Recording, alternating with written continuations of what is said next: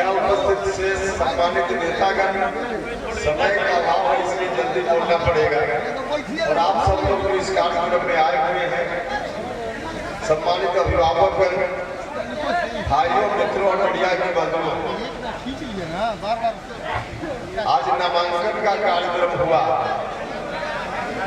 और जितनी जबरदस्त भीड़ थी, वाकई मुझको भी नहीं लगा था कि इतनी जबरदस्त भीड़ होगी।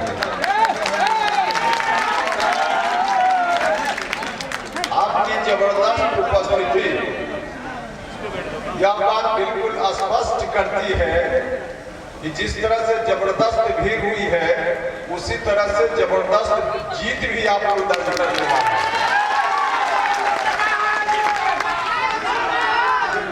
अब मीडिया के लोग पूछते हैं,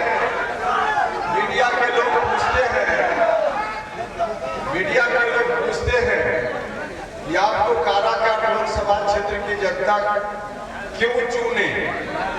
भैया, काराकाट लोकसभा क्षेत्र की जनता इसलिए हमको चुने कि 2014 से लेकर 2019 तक जनता ने मुझको आशीर्वाद दिया।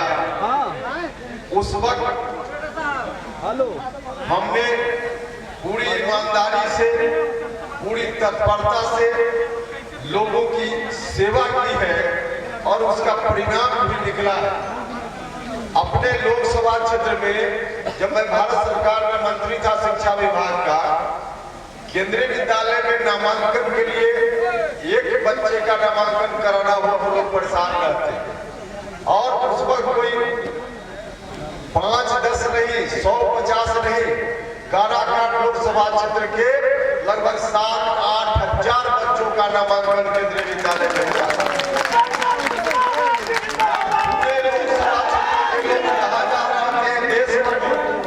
सिर्फ औरंगाबाद सासाराम के केंद्रीय विद्यालय में नहीं, देश भर में जहाँ जहाँ के लोग काराकाट लोकसभा क्षेत्र के लोग रहते हैं, दिल्ली हो, मुंबई हो, चेन्नई हो, कलकत्ता हो, सब जगह यहाँ के बच्चों का नामांकन 3-4 वर्षों में हुआ है। केंद्रीय विद्यालय हमने खोला। औरंगाबाद में जो नवीनगढ़ के इलाके में एक पीजीसी की यूनिट है, वहाँ केंद्रीय विद्यालय 2018 में हमने खोला। केंद्रीय विद्यालय चल रहा है, बच्चे वहाँ पढ़ रहे हैं। सासाराम का केंद्रीय विद्यालय आप सब लोग को याद होगा, राज्य सरकार के मिडिल स्कूल में चल रहा था। वहाँ मुश्किल से 8-10 कमरे थे। 8-10 कमरा के कारण क्लास आगे बढ़ रहा था, बच्चे दूसरे क्लास में जा रहे थे, उनका नामांकन मुश्किल हो रहा था। हमारे विभाग के उस समय अधिकारियों ने मुझसे कहा कि सर, आपके इलाका का केंद्रीय विद्यालय है सासाराम, बंद हो जाएगा अगर इस पर ठीक से ध्यान नहीं दिया जाएगा। हमने कहा कि ऐसा मत करिए, हम किसी भी हालत में सासाराम का केंद्रीय विद्यालय बंद होने नहीं देंगे। हमने जितनी औपचारिकता थी उन औपचारिकताओं को पूरा किया और खुद ही नया भवन बने इसका हमने शिलान्यास किया। और सिर्फ शिलान्यास नहीं किया, 2-2.5 साल में किसी तरह से लगकर उस विद्यालय के भवन का हमने उद्घाटन भी किया। और जो विद्यालय बंद हो रहा था, 400-500 बच्चे किसी तरह से पढ़ रहे थे, अपना भवन बना, उसमें विद्यालय उसी समय शिफ्ट हो गया। आज हजारों बच्चे उस केंद्रीय विद्यालय में पढ़ रहे हैं। हमने एक और केंद्रीय विद्यालय को स्वीकृत किया। औरंगाबाद गोह ब्लॉक के देवकुंड में केंद्रीय विद्यालय आज भी स्वीकृत है। भारत सरकार के मंत्री के रूप में जो जो काम उसके लिए करना था, हमने सारा काम कर दिया। कुछ स्थानीय सरकार की औपचारिकता बच गई जिसके चलते विद्यालय नहीं हुआ है, लेकिन हम आपको यकीन दिलाते हैं आगे आने वाले दिनों में राज्य सरकार की औपचारिकता भी पूरी होगी और वहाँ का केंद्रीय विद्यालय खुल जाएगा। डालमिया नगर के बारे में लोग पूछते हैं, डालमिया नगर के बारे में लोग पूछते हैं। हम जब मंत्री बने, कई लोगों ने कहा कि डालमिया नगर में जो बंद पड़ा हुआ इंडस्ट्रीज है वहाँ कुछ करना चाहिए। हमने पता किया, जानकारी ली तो पता चला कि वहाँ रेल कारखाना लगाने का कोई पुराना प्रस्ताव है। हमने उस समय अधिकारी से संपर्क किया, रेल के अधिकारी से। हमने कहा कि भाई जब प्रस्ताव है तो इसको शुरू क्यों नहीं करवाते हैं? अधिकारी ने कहा कि सर ऐसे शुरू नहीं हो सकता सकता है। वहाँ जो स्क्रैप है, पुरानी मशीनें डालिया के समय की जो मशीनें हैं टूटी पड़ी है, वहाँ जो भवन था वो टूटा फूटा पड़ा हुआ है, उस मलबा को पहले हटाना पड़ेगा, तब वहाँ निर्माण का काम संभव हो पाएगा। हमने कहा कि मलबा हटा दीजिए, इसमें क्या लगता है? अधिकारी ने कहा कि सर ऐसा नहीं हो सकता है, जो मलबा वहाँ है उसका कितना दाम होना चाहिए, उसकी कीमत इवैल्यूएशन हुआ है और उसमें 100 करोड़ से ज्यादा, लगभग 100 करोड़ का था, 100 करोड़ उसका दाम है। उतना दाम में कोई व्यक्ति लेने के लिए तैयार होगा तब जाकर वहां से स्क्रैप हट पाएगा। हमने कहा तो बेच लीजिए, कहा उन्होंने कि नहीं ऐसे नहीं बेच सकते, उसके लिए नीलामी करनी होती। नीलामी, हमने कहा कि भाई तो नीलाम कर दीजिए। अधिकारी ने कहा कि सर हमने कई बार नीलामी की प्रक्रिया की है, लेकिन इतना दाम हो गया है 100 करोड़ से ज्यादा कि कोई लेने के लिए मार्केट में तैयार ही नहीं है। हमने कहा कि भैया तो रास्ता क्या होगा? तो रेलवे के हाजीपुर के अधिकारी डीएम ने कहा कि हमारे हाथ में पावर नहीं है, दिल्ली रेल मंत्रालय से इस पर निर्णय करवाना पड़ेगा।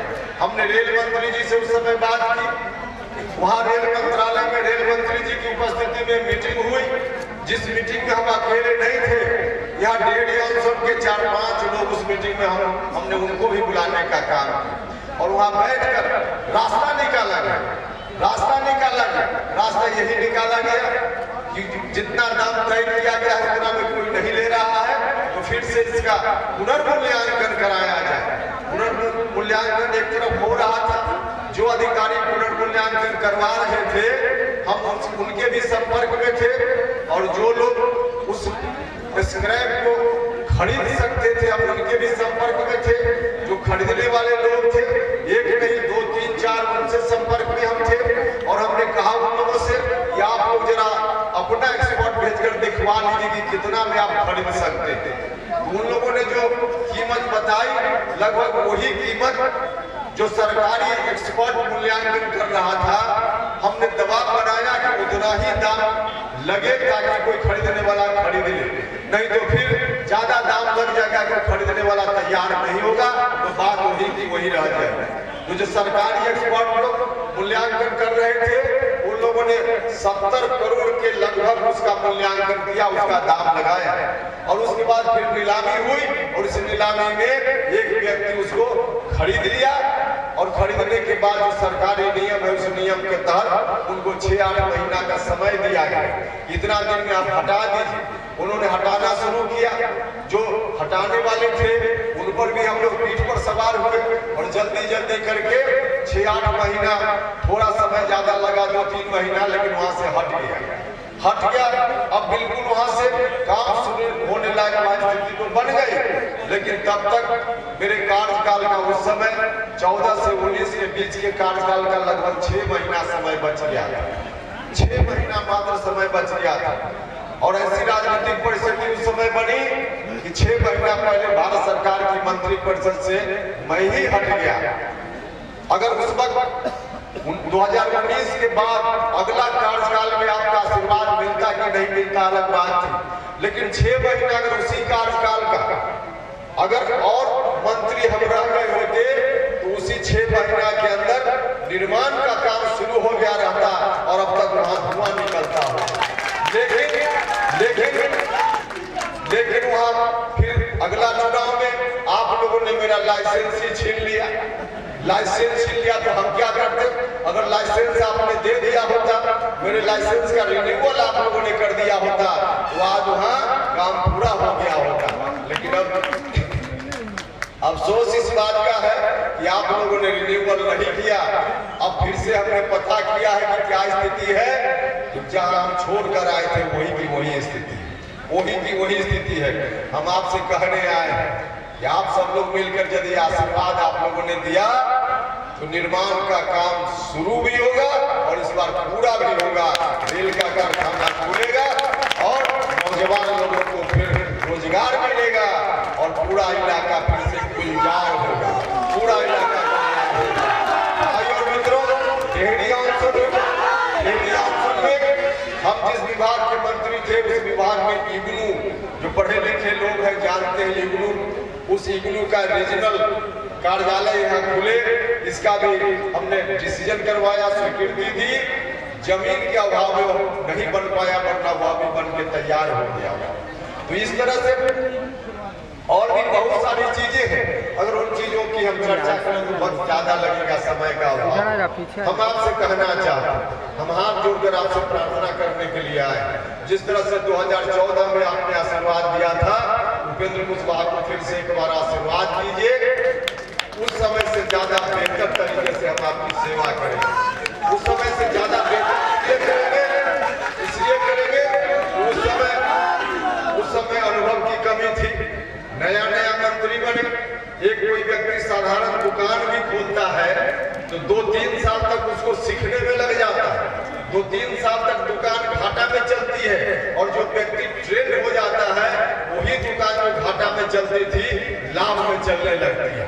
तो 2-3 साल को अनुभव नहीं होने के कारण दुकान घाटा में चलती है। तो हम भी पहली बार हुए, अनुभव नहीं था, लेकिन अब इस बार वो स्थिति नहीं है। 5 साल तक भारत सरकार में मंत्री के रूप में काम करते हुए हमने अनुभव प्राप्त किया है। और सिर्फ उसी में नहीं, आप सब लोगों को मालूम है कि उपेंद्र कुशवाहा के राजनीतिक जीवन में इन 10 वर्षों में कितना उतार चढ़ाव आया है। तो जो उतार चढ़ाव आया उससे भी उपेंद्र कुशवाहा ने सीखने का काम किया है। तो अब 14 और 19 में यह फर्क है। उपेंद्र कुशवाहा उस समय अनुभवहीन व्यक्ति था, अनुभव नहीं था, लेकिन आज पूरा तजुर्बा है, पूरा अनुभव है, इसलिए उस समय से ज्यादा बेहतर तरीके से सेवा कर रहा है। इसलिए आप सब लोगों से आग्रह एक बार फिर से आशीर्वाद दीजिए। कई लोगों के मन में यह बात रहती हो, कई लोग तो मेरे बारे में, मेरा मूल्यांकन हम हाथ जोड़कर प्रार्थना करते हैं। किसी भी व्यक्ति के बारे में मूल्यांकन करना हो, उपेंद्र कुशवाहा तो उपेंद्र कुशवाहा, किसी के बारे में मूल्यांकन करना हो तो पहले उस व्यक्ति को ठीक से जानिए, सच्चाई को जानिए, तब मूल्यांकन कीजिए। कोई व्यक्ति कुछ कह दिया उसके आधार पर मूल्यांकन मत कीजिए। उपेंद्र कुशवाहा के बारे में कुछ लोग मूल्यांकन उसी तरह से कर रहे हैं। कुछ लोग तो जानबूझकर अनर्गल बात बोल रहे हैं, और कुछ लोग अनजाने बोल रहे हैं, बिना देखे हुए, बिना समझे हुए। हम उनसे आग्रह करना चाहते हैं, भाई और मित्रों, उपेंद्र कुशवाहा को चेहरा मत देखो, एक बार दिल में उतर कर देखो तो पता चलेगा।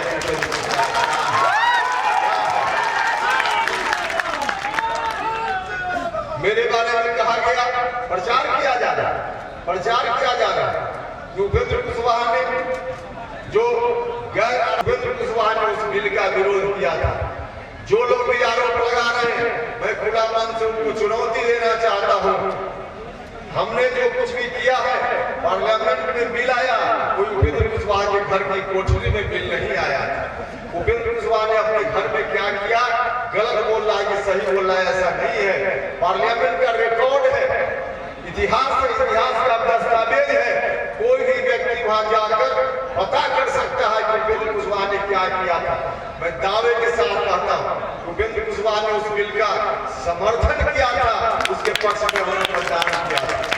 अगर कोई व्यक्ति साबित कर दे कि उपेंद्र कुशवाहा ने पक्ष में मतदान नहीं किया था, तो उपेंद्र कुशवाहा राजनीति से संन्यास ले लेगा। हमने पक्ष में मतदान करने का कहा।